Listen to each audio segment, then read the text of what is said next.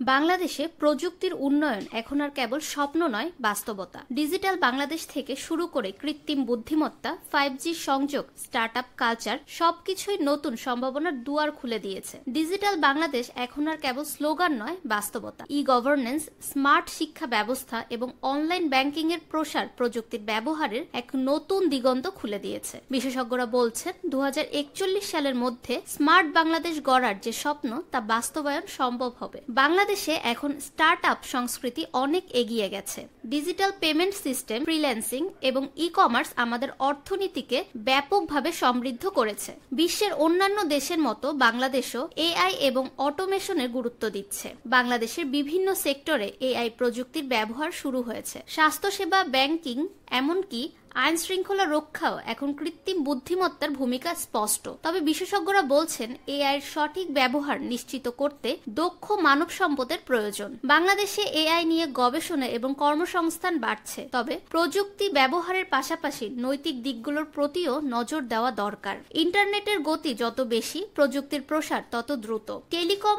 কোম্পানিগুলো পরীক্ষামূলকভাবে 5G চালু করেছে এবং আগামী কয়েক বছরের মধ্যেই এটি বাংলাদেশে বিস্তৃত হবে। বিশেষজ্ঞরা বলছেন 5G সংযোগ ই-কমার্স, স্মার্ট সিটি এবং ডিজিটাল শিক্ষার ক্ষেত্রে বিপ্লব ঘটাবে। 5G প্রযুক্তির কারণে ব্যবসায়িক ক্ষেত্র এবং গেমিং ইন্ডাস্ট্রি নতুন মাত্রায় পৌঁছাবে, তবে এর জন্য উন্নত নেটওয়ার্ক অবকাঠামো তৈরি করতে হবে। দেশের তরুণ উদ্যোক্তারা স্টার্টআপ খাতে বিপ্লবিক পরিবর্তন আনছে। বাংলাদেশে স্টার্টআপ ইকোসিস্টেম দ্রুত বিকশিত হচ্ছে। ফিনটেক, এডুটেক এবং এগ্রিটেক স্টার্টআপগুলো অভাবনীয় সাফল্য অর্জন করছে। এছাড়া সরকারের বিভিন্ন উদ্যোগ তরুণ উদ্যোক্তাদের জন্য সম্ভাবনার নতুন দুয়ার খুলে দিয়েছে। প্রযুক্তির প্রসারের সঙ্গে সঙ্গে সাইবার নিরাপত্তার গুরুত্বও বেড়েছে। সাইবার হুমকি এখন বৈশ্বিক ইস্যু। বাংলাদেশের সরকারি ও বেসরকারি সংস্থাগুলো সাইবার নিরাপত্তার উন্নয়নে কাজ করছে। ডিজিটাল নিরাপত্তা আইন এবং সাইবার অপরাধ প্রতিরোধ নানা পদক্ষেপ নেওয়া হয়েছে। সাইবার নিরাপত্তা নিশ্চিত করতে ব্যক্তিগত সচেতনতা এবং উন্নত নিরাপত্তা ব্যবস্থা প্রয়োজন। বাংলাদেশের প্রযুক্তি অগ্রযাত্রা শুধু শুরু হয়েছে, এর গন্তব্য আরো দূর। ডিজিটাল বাংলাদেশ এখন বাস্তবে রূপ নিচ্ছে এবং প্রযুক্তির সঠিক ব্যবহারে আমরা হতে পারি বিশ্বের অন্যতম শক্তিশালী অর্থনীতি।